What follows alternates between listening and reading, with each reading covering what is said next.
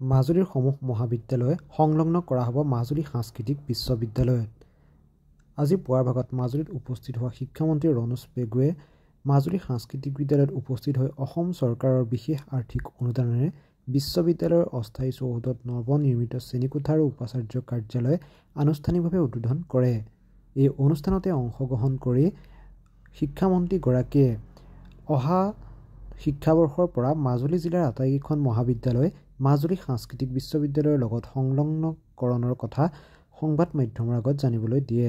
আৰু মন্ত্ৰীগৰাকীয়ে এনেদৰে দেখা গ'ল মাজুলীৰ আজি যি সাংস্কৃতিক বিশ্ববিদ্যালয় আছে সেই সাংস্কৃতিক বিশ্ববিদ্যালয়ত উপস্থিত হৈ নতুন নিৰ্মীয়মান ভৱন মুকলি কৰাৰ লগতে পৰিদৰ্শন কৰে আৰু ইয়াৰ পাছতে তেখেতে কি মন্তব্য আগবঢ়ালে সংবাদ মাধ্যমৰ আগত শুনো আহক। মাজুলী সাংস্কৃতিক বিশ্ববিদ্যালয়খন এখোজ এখোজকৈ আগুৱাই এখন পূৰ্ণ পৰ্যায়ৰ বিশ্ববিদ্যালয়ৰ ফালে আগবাঢ়িছে।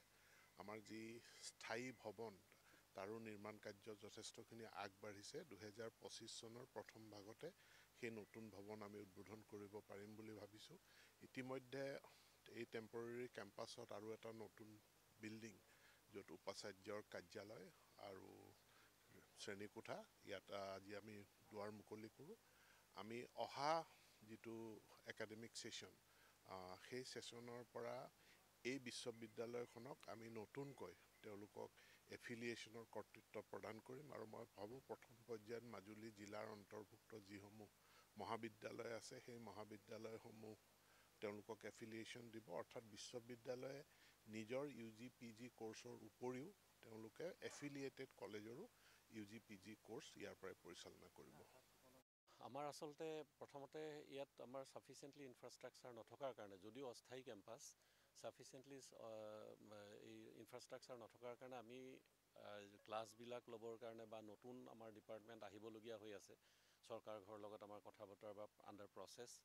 গতিকে নতুন ডিপাৰ্টমেণ্ট আহিলে আমাৰ আচলতে একমোডেট কৰিবলৈ জেগাই নাছিলে। তেতিয়া আমি খৰধৰকৈ এই বিষয়টো অনুধাৱন কৰি আমি অনাৰেবল চিফ মিনিষ্টাৰলৈ লেটাৰ লিখিছিলোঁ আৰু অনাৰেবল চিফ মিনিষ্টাৰেও প্ৰায় এসপ্তাহৰ ভিতৰতে আমাৰ চিঠিৰ উত্তৰ হিচাপে তেখেতে PWD ডিপাৰ্টমেণ্টলৈ লিখিলে যে ইয়াৰ এটা প্লেন এণ্ড এষ্টিমেট কৰিব লাগে আৰু আমাৰ এই ঘৰ এটা নতুনকৈ নিৰ্মাণ কৰি দিব লাগে। আমাৰ প্ৰায় 14টামান ক্লাছ ৰুম হ'ব আৰু উপাচাৰ্যৰ কাৰ্যালয় লগতে আৰু অন্যান্য অফিচৰ কাৰণে আমাৰ এই ঘৰটো মোটামুটিভাৱে হৈ গ'ল। এতিয়া আমি নতুন ডিপাৰ্টমেণ্টো এতিয়া একমোডেট কৰিব পৰাকৈ ব্যৱস্থা হৈ গ'ল অস্থায়ী কেম্পাছতেই, আৰু স্থায়ী কেম্পাছৰ কামটো আগবাঢ়িছেই। আৰু আজিৰ দিনটোত আমাৰ কাৰণে আৰু এটা সুখবৰ হ'ল যে এয়া স্বয়ং এডুকেশ্যন মিনিষ্টাৰে আহি আমাক ইয়াতেই কৈ গ'ল, ঘোষণাও কৰি গ'ল যে মাজুলীৰ সদ্যহতে মাজুলীৰ যিখিনি মাজুলী জিলাৰ যিখিনি কলেজ আছে সেইখিনি এফিলিয়েটেড কৰি আমাৰ বিশ্ববিদ্যালয়ৰ লগতে এটাচ কৰি দিব। গতিকে সেইটো হ'লে আমাৰ কাৰণে স্বাভাৱিকতে বিশ্ববিদ্যালয় গ্ৰ' কৰাই নহয়, এই মাজুলীৰ কাৰণে মাজুলীৰ যিটো হায়াৰ এডুকেশ্যন ব্যৱস্থা সেইটোৰ কাৰণে উন্নয়নৰ কাৰণে বহুত ডাঙৰ এটা পদক্ষেপ হ'ব বুলি মই ভাবিছোঁ। আৰু ইয়াৰ জৰিয়তে মাজুলীৰ ছাত্ৰ ছাত্ৰীয়ে আটাইতকৈ বেছি উপকৃত হ'ব।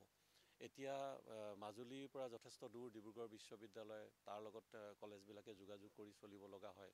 গতিকে মাজুলীৰ ইউনিভাৰ্চিটিখন আছেই যেতিয়া, গতিকে ইয়াতেই এটা আমি ব্যৱস্থা কৰিব পাৰিম। আৰু আমাৰ তাৰ কাৰণে যিখিনি প্ৰশাসনিক ব্যৱস্থা আমাৰ যথেষ্ট শক্তিশালী।